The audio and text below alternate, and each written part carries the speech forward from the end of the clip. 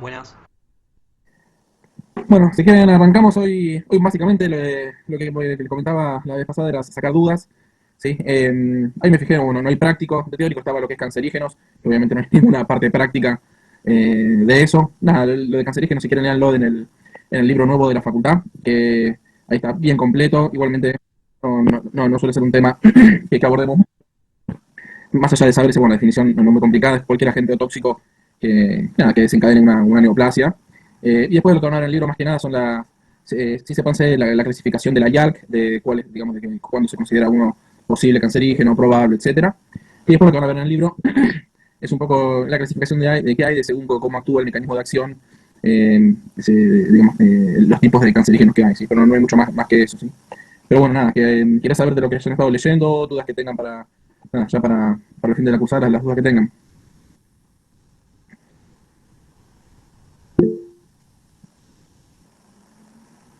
Alguno tiene que tener alguna duda, chicos, vamos. Sí, yo tengo anotado mal en el libro, me parece, dosis de polietilenglicol para empezar a lavar, por ejemplo, a los body packers. ¿Son litros o son mililitros? ¿Qué tienes anotado? Que tengo que son 1 o 2 litros por hora. Mm, no, a ver, hay un montón de esquemas, si no, no hay una dosis específica. Quiero decir, el tema del Varex, sí, 1 o 2 litros por hora es mucho, no, tanto no. Eh, en general, lo que importa del Varex, sí, la dosis es mucho menor. Ahora no me acuerdo de memoria, pero yo te digo que 1 o 2 litros por hora no es, no va a poder ni tolerarlo. A las 4 horas, imagínate que no para de vomitar porque el estómago está totalmente distendido. Eh, la dosis es mucho más chica. ¿Verdad? Que si querés, ahora no me fijo, eso sí no tengo memoria, ahora me fijo en alguno de los libros que tengo acá.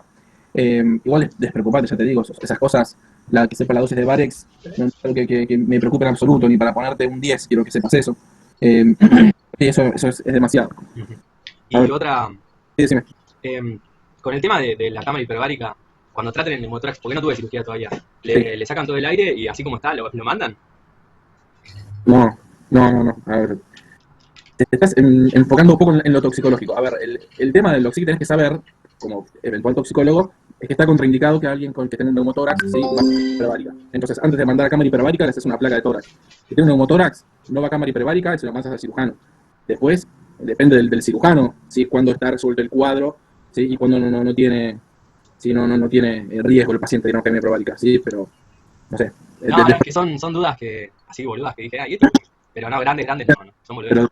es preocupante para preguntar cómo evoluciona un neumotórax, para cuándo pudiera cámara hiperbárica en un examen de toxicología, ¿sí? Así que en ese sentido de despreocuparte.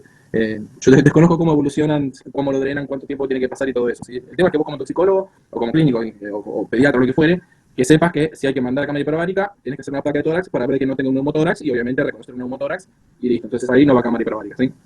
Buenísimo. ¿Algunas otras dudas? Yo tengo una duda sobre micrurus. Sí. El tratamiento nos habías dicho que era el antiveneno específico y yo leí por ahí que también puede ser inhibidores de acetilcolinesterasa como neostigmina y atropina. Bueno, ¿Eso está bien? sí, a ver, sí, es así.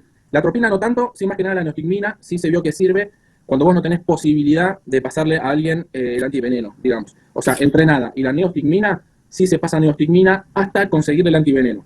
¿Sí? No es que, bueno, le paso neostigmina y no me despreocupo del antiveneno. Sí se vio que en pacientes que están muy graves con parálisis, ¿sí? Un goteo de neostigmina puede hacer que, digamos, trazar un puente entre el paciente y el antiveneno, ¿sí?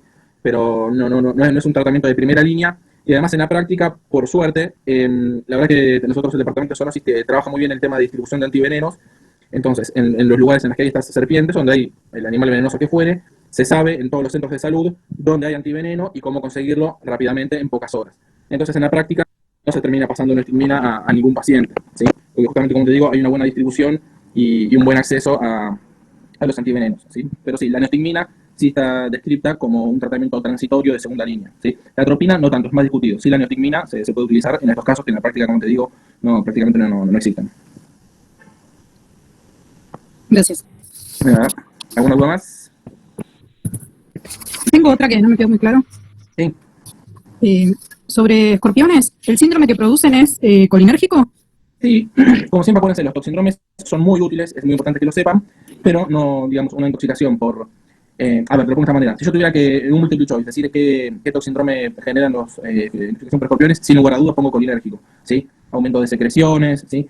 El tema es que muchas veces estos pacientes presentan, por ejemplo, mucha taquicardia en general, más que bradicardia. Y Claro, sí, sí. si uno ve en toxíndromes los colinérgicos, en la teoría, los mismos receptores que producen aumento de secreciones suelen producir bradicardia. ¿Me explico? Entonces, por eso algunas cosas mucho no cierran. Mucho no cierran, no. Quiero decir que no es que encajan perfectamente. Lo mismo a veces pasa, por ejemplo, que muchos alumnos se confunden con los órganos fosforados. Si uno quiere decir qué toxíndrome producen, hay que decir que es un cuadro colinérgico, ¿sí? Pero los fosforados también tienen efectos nicotínicos que pueden, por ejemplo, dar también taquicardia, fasciculaciones, ¿sí?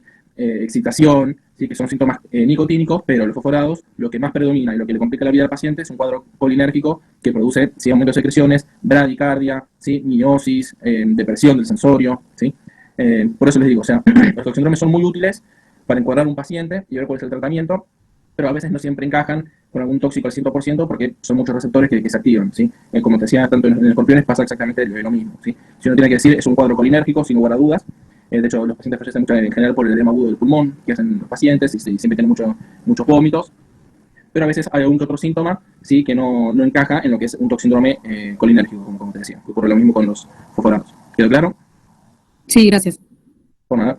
Tengo una pregunta también. O Sí. sea, yo leí que los órganos fosforados y los carbapenenos serían como, o sea, que se hace lavado gástrico en los videos de la cátedra, tipo en la primera y la segunda hora. Pero después leí de otro lado que en realidad no se hace lavado gástrico ni nada por cuenta que pueden tener hidrocarburos. Bueno, eso es algo relativo, ¿sí? A ver, como bien tienen que saber, los hidrocarburos contraindican, ¿sí? Las medidas de contaminación gastrointestinal, ¿sí? Ajá. Hay mayor riesgo de broncoaspirarse. En la práctica, la verdad es que a cualquier fosforado uno le hace un lavado gástrico si fue una gesta importante y reciente, digamos esos parámetros, obviamente si fue hace 8 horas no tiene sentido, si fue una gotita que chupó en la boca tampoco tiene sentido hacerle un lavado gástrico. Pero si fue una cantidad, digamos, considerable y reciente, que uno sabe que puede, quizá, si le pongo una sonda aspirar algo, por más que tengan hidrocarburos, alguno que otro, uno evalúa riesgo-beneficio y sin lugar a duda, ¿sí? Que conviene hacer lavado gástrico en estos pacientes, ¿sí? ¿Y se usa carbón activado también? Sí, siempre. Sí, que carbón activado siempre.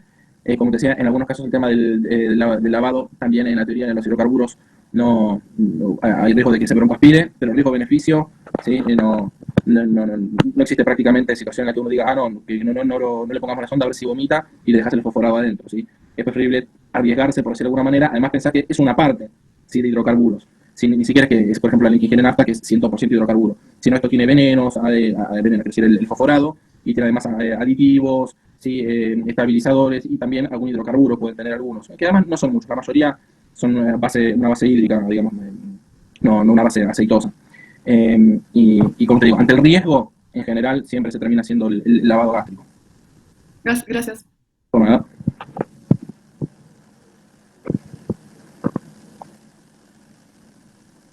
¿Alguna otra duda, chicos? Miren que el viernes que viene es el prefinal ya, ¿eh?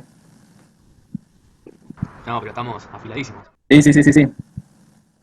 ¿Puedo consultar sobre... Sí, dígame. Perdón, te quería consultar sobre el diagnóstico de piretrinas y piretroides, porque lo vimos con la doctora Torres Serino, me parece, o sea, leí un par de cosas que ella no mencionó, creo que ácido crisantémico o derivados en orina, eso ella no lo nombró en clase. Eso pasa un poco con bastantes tóxicos, ¿sí?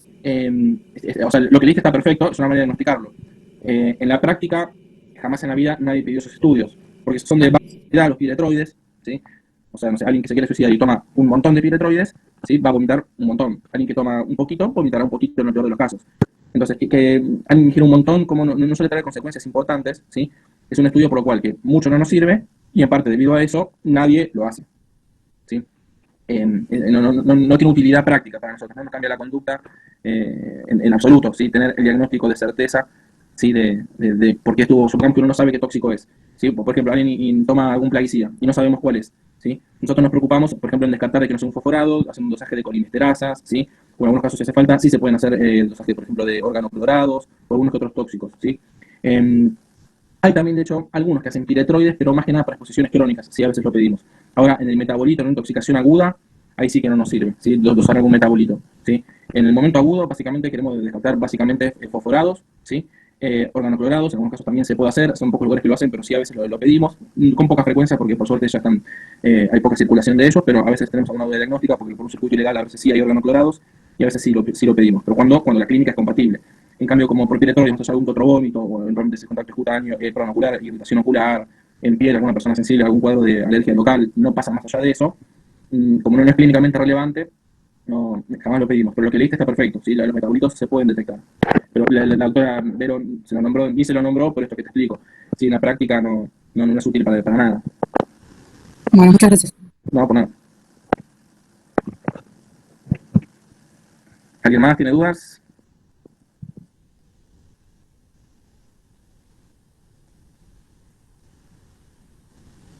Perdón, una última duda sobre diagnóstico de Paraquat. Sí. ¿Hay algo específico? Porque yo tenía como laboratorio, así en general, digamos, hemograma, ionograma, ácido base, función renal, hepatograma, Sí. placa de tórax, electro Ujú. y endoscopía porque es cáustico, pero ¿es necesaria también la determinación en sangre? Se puede hacer también, más que nada lo tenemos en cuadros crónicos, a veces la posibilidad de hacerlo. Estoy pensando si últimamente, prácticamente, alguna que otra vez yo hace 8 años soy toxicólogo, alguna que otra vez me he encontrado con algún laboratorio que daba la posibilidad de hacerlo, ¿sí? También, es poco lo que está circulando el Paraquat, antes sí circulaba muchísimo, ¿sí? Daba intoxicaciones agudas, ¿sí? Más que nada, intoxicaciones crónicas son menos frecuentes, menos motivo de consulta. Intoxicaciones agudas, en general, lo que tiene el Paraquat es que es bastante, la clínica es bastante específica, ¿sí? Son pocos los productos herbicidas de este tipo que afectan el pulmón de la manera que lo hace el Paraquat. Entonces la sospecha clínica en general es bastante simple, son intoxicaciones laborales que en general saben además con qué producto actúan. Sí, a veces tenemos casos de intento de suicidio que tienen acceso obviamente a algunos de estos herbicidas y que uno a veces sí no sabe o desconoce o duda de lo que refiere el paciente. Entonces, sí, algunos laboratorios lo hacían el dosaje específico en sangre, si mal no recuerdo, de Paraquat.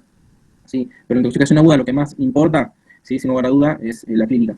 Además, la mayoría, por ejemplo, de estos dosajes que estuvimos hablando ahora de plaguicidas, casi todos son estudios además que demoran días o semanas, ¿sí? Entonces, más aún en las intoxicaciones agudas, menos que menos sirven, ¿sí? De hecho, nosotros, por ejemplo, además que Paraquat no hay, por ejemplo, no sé, 2,4-D o el glifosato, que son ahora lo que sí hay más en el mercado, nosotros lo podemos dosar, pero el glifosato lo tenemos que mandar a Mar del Plata, ¿sí? Tenemos que tomar la muestra, arreglar, llamar al laboratorio por las dudas, porque a veces no tienen el principio activo. En general lo tienen, pero llamamos antes para ver si tienen disponibilidad, si tienen el técnico que no está de vacaciones. Le mandamos la muestra y se la mandamos y tardan varios días, a veces hasta 2 semanas, en darnos los resultados. Y la mayoría de los estudios para nosotros son así. Los dosajes de metales, alguna que otra excepción se puede hacer de manera rápida en alguna urgencia, pero son pocas intoxicaciones que nos importa un valor como para cambiar la conducta. Por ejemplo, en el plomo se me ocurre, ahí sí nos cambia el valor del laboratorio, pero muchas otras intoxicaciones lo que más nos sirve para tomar conducta es la clínica, y más aún si la mayoría de los estudios tardan días, ¿sí? Para cual, como te digo, lo que más nos importa es la clínica, una herbicida con síntomas respiratorios, ¿sí? Es lo que a nosotros más nos sirve. Igualmente el tratamiento es sintomático, básicamente no hay ningún antídoto que además justamente uno diga, no, veamos si es Paraquat o no, porque tenemos el antídoto. Como además el tratamiento es sintomático, muchas veces tampoco te cambia tanto el diagnóstico etiológico de certeza, ¿sí? Pero Paraquat, como te digo, muy pocos laboratorios lo dosan en sangre, y en la práctica no nos es muy útil. Buenísimo, gracias. ¿Y la clínica respiratoria, al cuánto tiempo de haberlo ingerido comienza? O sea, ¿es en agudo? En el momento de intoxicación aguda, primero todo tiene un efecto corrosivo, ¿sí? Siempre hay síntomas abdominales, ¿sí? Lo que se le ocurra, vómito, dolor abdominal, hematemesis, etcétera, ¿sí? Diarrea. Son pacientes que después empiezan con problemas respiratorios, que acuérdense que no tienen... son pacientes que hay que tener cuidado con el oxígeno, porque justamente se generan radicales libres que hacen que queden con secuelas pulmonares. Entonces, sí, cuando uno sospecha por la clínica de Paraquat, lo que hay que hacer es tratar de no, obviamente tiene que oxigenar bien, saturar bien el paciente, ¿sí? Pero es preferible que sature 95 que sature 100%, ¿sí? Por la generación de radicales libres es el mecanismo de acción. Después en cuadros graves también obviamente pueden tener síntomas además respiratorios, síntomas cardíacos, se pueden chocar, puede haber alteración de la función hepática, renal, rabdomiólisis, ¿sí? Tiene un efecto sistémico muy importante, pero lo principal es el efecto corrosivo y después el órgano blanco es el pulmón después, ¿sí? Gracias, doctor. Por nada. ¿Alguna otra duda? Lo del Varex, ahora me fijo en el libro y te digo bien lo que es, pues de memoria no me acuerdo la dosis, pero bueno. No, está bien. Era para saber si eran litros o era mucho. Eso sí te tengo que dar una respuesta, lo del neumotórax, eso definitivamente no. Pero eso después me fijo. ¿Alguna otra duda, chicos, que tengan? Acuérdense, prepárense bien un tema, ¿sí? No todos, pero la mayoría arrancamos para que ustedes elijan un tema. Lo que sí, también les recomiendo siempre, no se elijan temas grandes para presentar ustedes, ¿sí? O sea, los temas grandes, ¿sí? Estudienlos perfectos, ¿sí? Pero siempre para un tema para arrancar ustedes a hablar, que es un tema más secundario, ¿sí? Porque si arrancan bien con el tema, obviamente ustedes preparan, que es lo que uno supone, después en general hacemos una pregunta de un tema grueso, ¿sí? Entonces, si eligen como tema para hablar ustedes monóxido, es medio una pelotudez, ¿sí? Por decirlo en castellano, les conviene preparar, no sé, como dijeron ahí, picadura por microurus, supongamos, no sé, metemoglobina, algo un poco más que esté en segundo plano, Entonces después la segunda pregunta, al tener estudiados en teoría los temas gruesos, ¿sí? van a tener las dos preguntas de entrada bien, ¿sí? Así que, nada, sean bien ordenados, ¿sí? Para los exámenes orales, cuando les preguntan, por ejemplo, no sé, hablen de monóxido. Bueno, ¿sí? Hablen primero la definición, es un gas incoloro, plin, plin, plin, que se forma por la combustión incompleta. Después, bueno, las fuentes son tal, tal y tal y tal. La tóxico-cinética, bueno, tiene una vida media tal, se absorbe por tal vía, metabolismo, plin, plin, plin. Después toxicodinámica, bueno, el mecanismo de acción, ¿sí? La clínica, el diagnóstico, el tratamiento, ¿sí? Sean ordenados, ¿sí?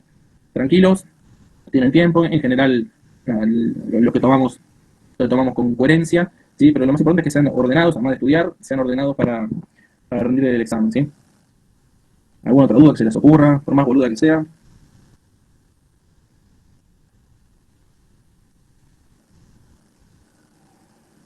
¿Ninguna otra? Nada.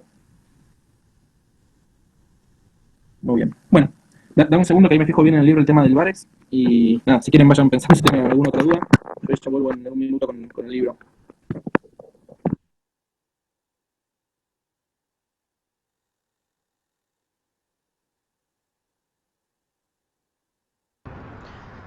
Julián. Bueno, acá tenía la dosis, unos 2 mililitros.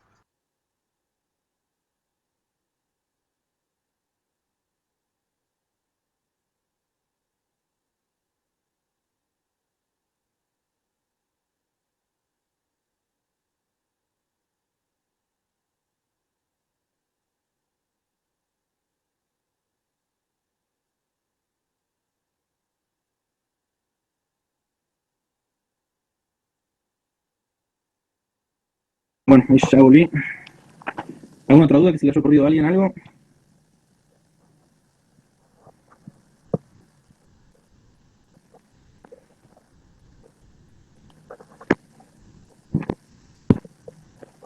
Nada.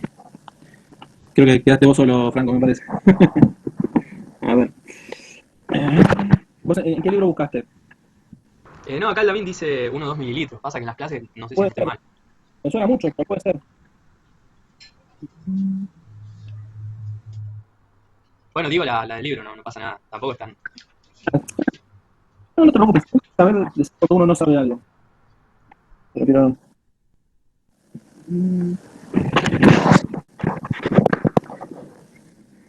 sí, me parece que sí, sí. Acá tengo 20 mililitros kilo hora en chicos. Sí, y 1 litro hora. 1 litro hora tengo yo acá anotado. Buenísimo. Ahora en adultos. Bueno, Oh, ahí está. lo que importa, como te dije la dosis, no me acordaba. Lo que importa siempre del Barex, ¿sí? Es que, primero, controlar el medio interno, porque justamente en el Barex lo que pasa muchas veces es que uno se va a la mierda y el paciente empieza con alteración del medio interno. No por la dosis, o sea, la dosis es esa que te decía, 20 mililitros kilo hora o 1 litro hora en adultos. Y el tema es que mantenérselo hasta que las deposiciones sean bien claras, ¿sí? Ahí tenés que suspenderlo. El tema es no pasarte de que si caga agua y sigue cagando agua, se va a terminar sí o sí teniendo alteración en el medio interno, ¿sí? Cuando ves que realmente ya es bien claro las deposiciones, ahí sí se suspende. Buenísimo. Bueno, listo, Franco. Dale, gracias. Chao. Chao.